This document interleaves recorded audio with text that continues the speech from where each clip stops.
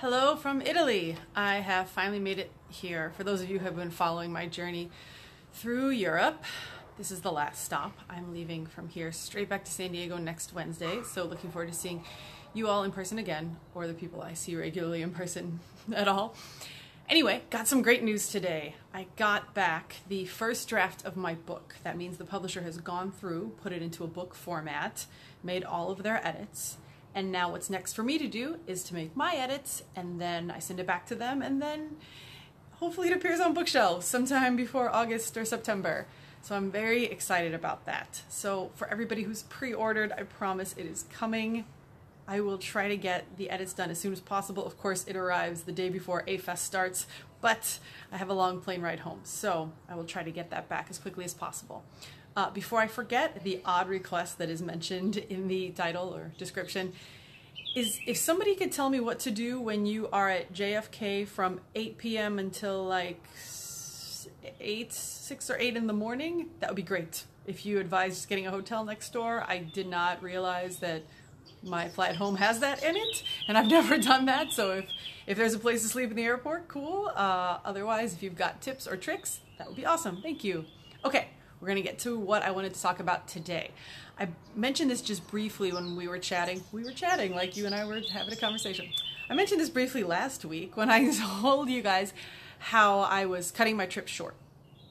So I had a flight already booked home from Croatia, and it was about $400, 400 euros, somewhere in there. The exchange rate's fairly comparable at this point. And then I told you all that I am coming home a week early, and the flight wasn't changeable. It wasn't like, oh, you can pay a fee and change it. Maybe it was, but the only flights leaving from here, where I am, Sardinia, Italy, were not on Condor Airlines, which is what my initial ticket was through. So essentially that ticket was just lost. And some people may have had a struggle with that. When I quit my trip, it meant that there was, hopefully this is still working, it just told me we had poor connection. Anyway, there was a cost associated with that. Like there was money that was spent that I wasn't going to get back. That is, in economic terms, a sunk cost. You may have encountered this in your job situation. Okay, I don't love this job, but I've been with this firm for 5 years. You know, I've given 5 years to this firm, and if I keep going, maybe I can make partner. Well, if you don't love the job you're in now, are you going to love it more just because you're getting a little more money to do it and your name is on the letterhead? Questionable.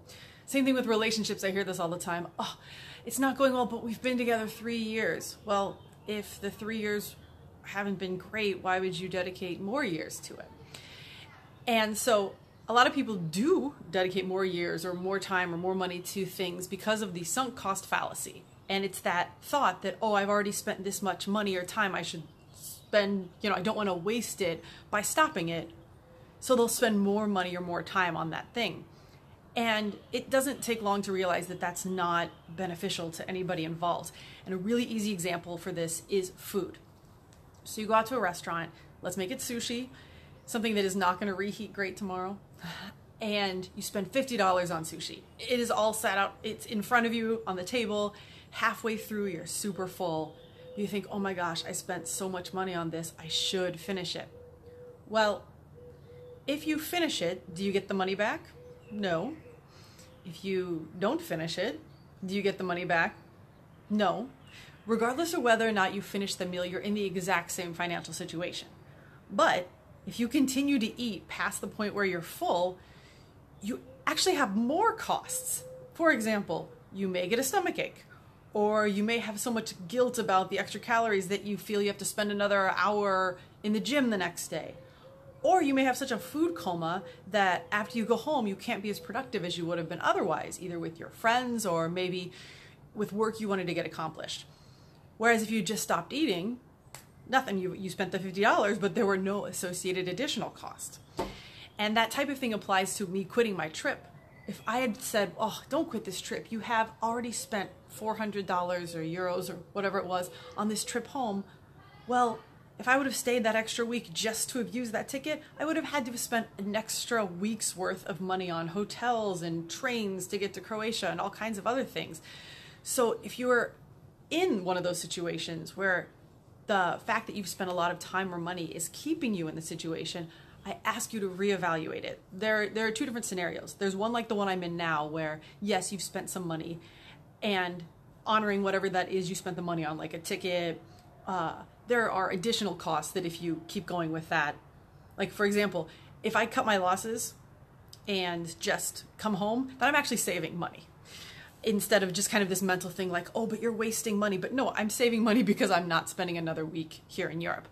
But sometimes when it's just like a job or a relationship and you think, oh, but I've dedicated these years to it, and there might not be additional costs of you staying in them, but if the first amount of years didn't make you happy, or for example, I quit grad school halfway through, if the tuition spent on the first part of grad school wasn't leading me to a career I wanted to be in, why would I spend tuition for the second year of grad school?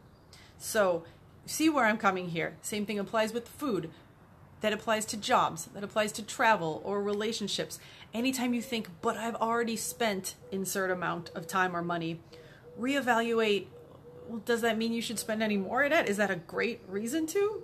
I mean, if you recall at least those of you who grew up in my generation, the whole but starving children in Africa thing with the food, same thing. You finishing that food didn't feed the kids in Africa, and you stopping eating that food didn't mean the kids in Africa were going to go more starving. Like, think about some of the rationales that we have used or been told over the years to keep doing things. Keep eating this, stay at this job, stay in this relationship.